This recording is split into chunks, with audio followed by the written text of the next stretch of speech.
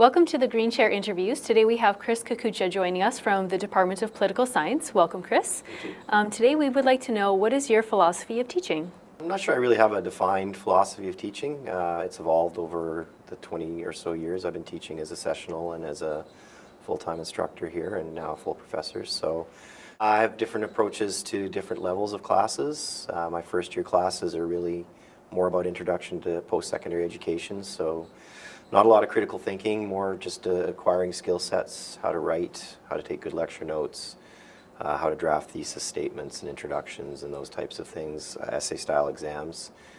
But when I get into third year classes, it's more about critical thinking and more about, especially in my fourth year seminar, it's more driven by discussion and not lecture. So yeah, I'm not sure it's really there's one tidy philosophy that fits it. One thing I would say though is that I strive very hard to make sure that by the time students are done with me in their 4 years here, understand the difference between what to learn and how to learn, and what to think and how to think. Okay. I'm not really interested in the what to learn and what to think. I'm more interested in teaching them how to think and how to learn. And I think that's an important distinction in terms of my teaching. Okay. So you mentioned your fourth year level classes are more discussion based. Can you maybe just let us know what the difference or what a typical class looks like maybe from your first year to your fourth year? Yeah, again, they change and evolve quite a bit. My first year is very lecture driven. There's not a lot of discussion just for the basic institutional realities of having 100 people in a classroom. Second year, more or less the same. So in those two classes, again, it's about the skill sets. It's learning how to write a research paper, learning how to take good lecture notes, learning how to study for essay-style exams.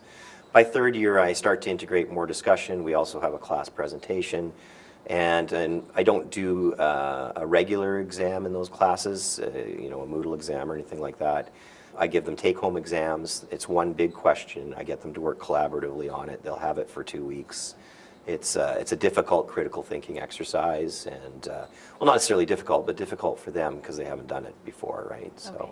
And in fourth year, it's really more or less the same, except it's a seminar-driven class, a lot more discussion. Participation's worth 30% of the grade, which is 20% more than any other class that I do. So that's how it shifts a little bit. Okay.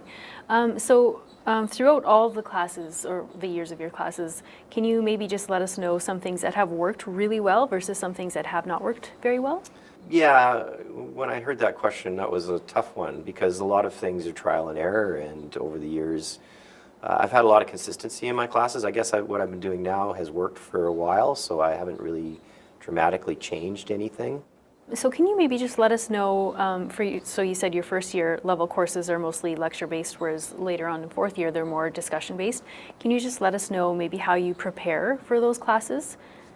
What's involved in that? Yeah, obviously the first year and second year courses, it's very labor intensive the first and second and third times you teach them because you're drafting your lectures and refining them and editing them, and you mentioned a second ago about what works and what doesn't work. Well, you're removing things that don't work and adding things, but after that it settles into a fairly consistent pattern where you're just updating the material and not forced to do a lot of labor-intensive work.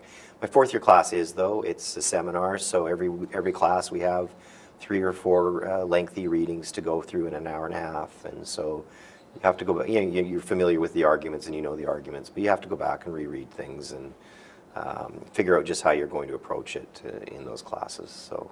Okay, wonderful. Well, thank you so much for sharing with us today, Chris. It was great having you here today. Thank you very much. Thanks.